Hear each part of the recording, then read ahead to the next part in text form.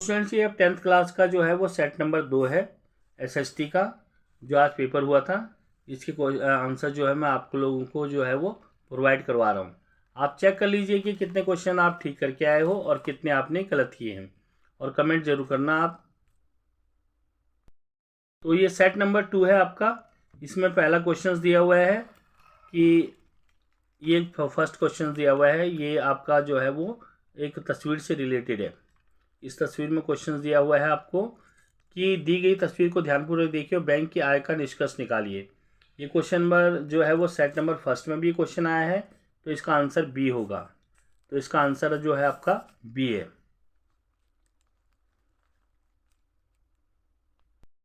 तो ये question number जो है आपका फर्स्ट दिया हुआ है, इसके अंदर जो इंग्लिश मीडियम में, हिंदी मीडियम में मैंने आपको बता दिया था। तो ये सेट नंबर 1 में भी इसको ये क्वेश्चन आया हुआ है।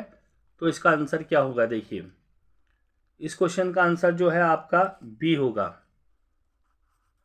यानी कि आपका ये आंसर आ जाएगा इसका। क्वेश्चन नंबर सेकंड दिया हुआ है। क्वेश्चन नंबर सेकंड के अंदर देखिए, ये वैसे आपका जो है वो दृष्टिबाधित विद्यार्थियों के लिए है, तो इसका आंसर ए आ जाएगा। क्वेश्चन नंबर ए, इसका आंसर ए है। क्वेश्चन नंबर सेकंड दिया हुआ है। क्वेश्चन नंबर सेकंड के अंदर आपको जो क्वेश्चन दिया हुआ है वो दिया, ऋण लेने से पहले ऋणदाताओं को अक्सर समर्थन ऋणाधार की आवश्यकता क्यों होती है। तो ये भी क्वेश्चन जो है वो सेट नंबर 1 में आ चुका है। तो इसका आंसर जो होगा क्वेश्चन नंबर सेकंड का, वो आपका डी आ जाएगा, ऋण चूक को जोखिम में कम करने के लिए। नेक्स्ट क्वेश्चन नंबर थर्ड है आपका। क्वेश्चन नंबर थर्ड देखिए, ये देखा, निम्नलिखित से एक समृद्ध किसान के विकास के लक्ष्य कौन से हैं। ये भी क्वेश्चन आपका जो है सेट नंबर 1 में आ जाएगा, आया हुआ है बल्कि। तो क्वेश्चन नंबर थर्ड का आंसर सी होगा, उच्च पारिवारिक आय। तो यानी कि क्वेश्चन इसका आंसर सी होगा आपका, और इस क्वेश्चन सेकंड का जो आंसर है वो डी है। नेक्स्ट सॉरी, इसका जो है वो आपका जो है क्वेश्चन सी, यहाँ पर ये आंसर लेंगे तो इसका आंसर जो हो रखा है वो सेकंड और थर्ड, यानी कि दोनों ही दे रखा है आपको। उसके बाद हमारे पास क्वेश्चन है आपका क्वेश्चन नंबर 4 का जो आंसर दिया हुआ है वो 4 का आंसर होगा आपका डी, यानी कि सरकारी स्कूल में शिक्षक की क्लास लेना। तो कौन सा संगठित क्षेत्र है। संगठित क्षेत्र वो होता है जहाँ समय निश्चित होता है और सारी सुख सुविधाएं मिलती हैं। तो सरकारी स्कूल के टीचर्स को तो मिलती हैं, आप लोग तो सभी जानते हो क्योंकि आप पढ़ते हैं स्कूल के अंदर। नेक्स्ट क्वेश्चन नंबर 5 दे रखा है, 5 का जो आंसर है वो आपका सी होगा, यानी कि सी आंसर इसका ठीक है। और इसमें ये डी था, डी आंसर ठीक है, और इसमें सी था, वो सी आंसर ठीक है। ये सी आंसर इसका ठीक था आपका। से आपको जो है फर्स्ट क्वेश्चन का जो है वो ये है, विजुअली जो है इम्पेयर्ड कैंडिडेट्स के लिए है। इसका आंसर जो होगा आपका जो फर्स्ट क्वेश्चन का, इसका ए आंसर ठीक है, यानी कि आप लोगों का ये आ जाएगा दिस। क्वेश्चन नंबर सेकंड का जो आंसर दिया हुआ है वो आपका डी है, डी यानी कि आंसर डी ठीक है आपका इसका, और इसका ई आ जाएगा। क्वेश्चन नंबर आपका थर्ड दिया हुआ है, थर्ड का जो आंसर होगा वो आपका है सी, यानी कि सी आपका ये आंसर आ जाएगा, इसका आंसर है सी। क्वेश्चन नंबर 4 का जो आंसर है वो है आपका डी, यानी कि इसका आंसर डी आ जाएगा, इसका आंसर डी होगा। क्वेश्चन नंबर 5 का जो आंसर है वो आपका है सी, यानी कि आपका ये आ जाएगा। क्वेश्चन नंबर 6 है, विकास के संबंध में विश्व बैंक निम्नलिखित में किस सूचक को प्राथमिकता देता है। तो सी का जो आंसर जो आ जाएगा वो आपका क्वेश्चन नंबर 6 का जो आंसर है वो आपका आ जाएगा डी, प्रति व्यक्ति आय। ये भी आपका सेट नंबर 1 में क्वेश्चन आया हुआ है, इसका आंसर आ जाएगा आपका डी। और यहाँ पर मान लीजिए एक परिवार के सदस्यों की मासिक आय ये दे रखी है, तो इसमें क्या करेंगे, आप इन चारों को जो है वो ऐड कर देंगे और उसको 4 से डिवाइड करेंगे। तो 7th का जो आंसर जो आपका आ जाएगा वो आएगा सी, 32,000 इसका आंसर आ जाएगा सी, आपका आंसर ठीक है। क्वेश्चन नंबर 8 दिया हुआ है। क्वेश्चन नंबर 8 में आपको दिया हुआ है कि लोकतांत्रिक देश में नियंत्रण और संतुलन की क्या भूमिका है, निम्नलिखित में सबसे उपयुक्त विकल्प का चयन कीजिए। ये भी आपको सेट नंबर 1 में दिया हुआ क्वेश्चन है। तो इस क्वेश्चन का जो आंसर है वो है आपका बी, यानी कि आपका ये आ जाएगा। नेक्स्ट क्वेश्चन नंबर 9 क्वेश्चन दिया हुआ है कि निम्नलिखित में से किस देश को दो दलीय प्रणाली है। तो दो दलीय प्रणाली ये भी आपका सेट नंबर 1 में क्वेश्चन आया हुआ है। तो 9th का जो आंसर आ जाएगा वो बी है, यानी कि ब्रिटेन के अंदर। निम्नलिखित में से ब्रुसेल में अलग सरकार बनाने के लिए बेल्जियम का प्राथमिक उद्देश्य क्या था। तो ये क्वेश्चंस भी आपका जो है वो सेट नंबर 1 में आया हुआ है। तो इसका जो आंसर है वो 10th का जो होगा वो डी होगा। डी आंसर बिल्कुल ठीक है। अगला क्वेश्चन है, दिए गए कथनों को पढ़िए। भारत का कोई भी राजकीय धर्म नहीं है। भारत में सभी समुदाय को किसी भी धर्म का पालन करने और प्रचार करने की आज़ादी है। तो क्वेश्चन नंबर ये आपका 11 दिया हुआ है। 11th का जो आंसर है वो बी होगा आपका, यानी कि ये पंथ निरपेक्ष है। ये बी आंसर आपका ठीक है। क्वेश्चन नंबर 6 है। 6 का जो आंसर है वो आपका डी है, यानी कि डी इसका ये आ जाएगा। इंग्लिश मीडियम में है ये क्वेश्चन। क्वेश्चन नंबर 7 जो दिया हुआ है, 7th का जो आंसर है वो आपका सी है। सी यानी कि आपका जो आ जाएगा वो क्वेश्चन नंबर ये आ जाएगा। क्वेश्चन नंबर सी आपका जो दे रखा है इसमें, ये आपका आंसर ये आ जाएगा।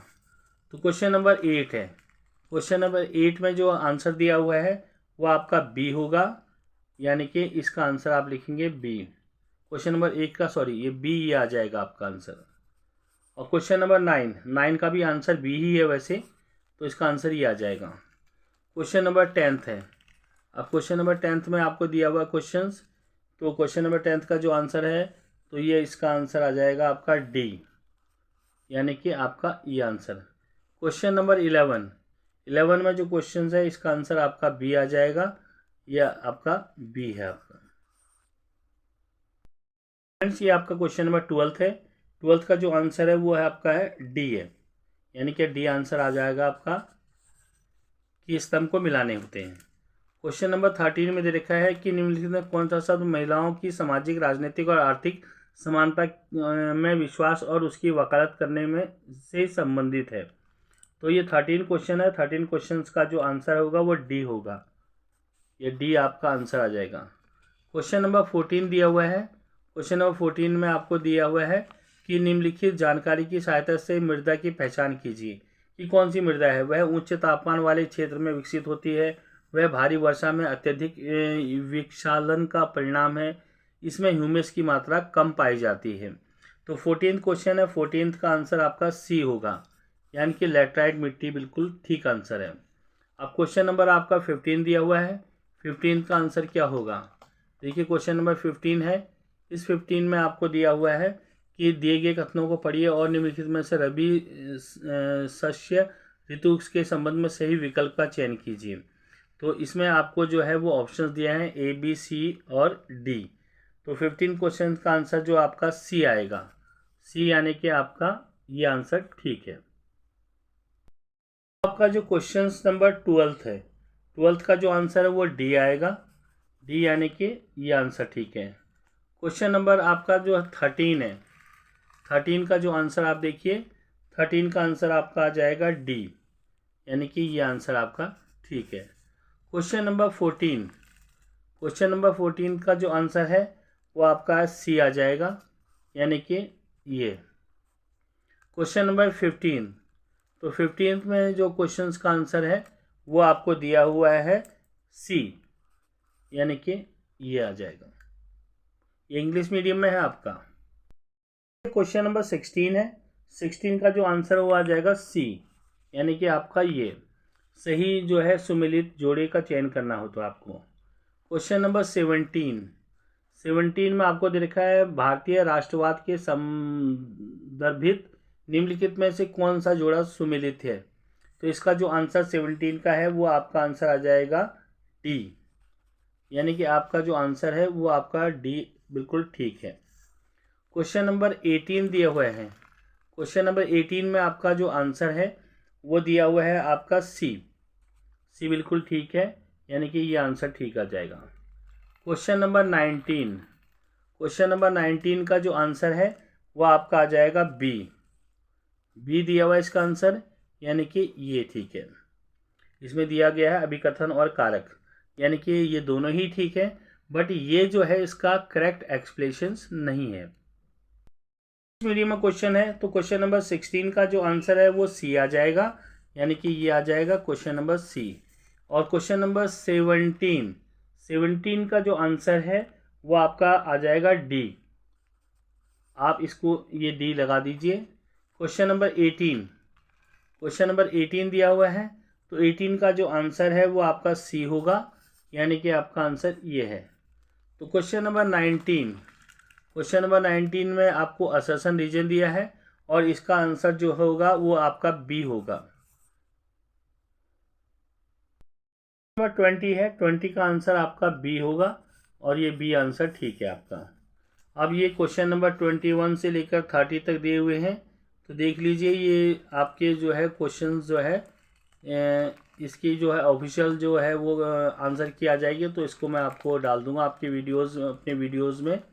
तो देख लीजिए क्वेश्चंस आपके हिंदी मीडियम में आए हुए हैं। नंबर 20 है, 20 का जो आंसर जो है वो आपका बी आ जाएगा, तो ये बी आंसर ठीक है इसका। अब उसके बाद आगे के जो क्वेश्चंस दिए हुए हैं शॉर्ट, वेरी शॉर्ट और शॉर्ट क्वेश्चन आंसर है 21 से लेकर के आगे नेक्स्ट। तो ये क्वेश्चन ध्यान से देख लीजिए, इसकी जो है वो आंसर की मैं आपको जो है अपनी वीडियो में डाल दूंगा जब ऑफिशियल आंसर की आ जाएगी। तो देख लीजिए क्वेश्चंस ये हैं आपके। Question number 31, question number 32, question number 33, question number 34 और आपको ये दिया हुआ है केस स्टडीज़। तो ये क्वेश्चंस आपको दिया हुआ है, ये आपको केस स्टडीज़ दिया है। क्वेश्चन नंबर 31 दिया हुआ है, 32, 33, 34 और इसका जो है क्वेश्चन देख लीजिए 34 का, ये आपका केस स्टडीज़ है।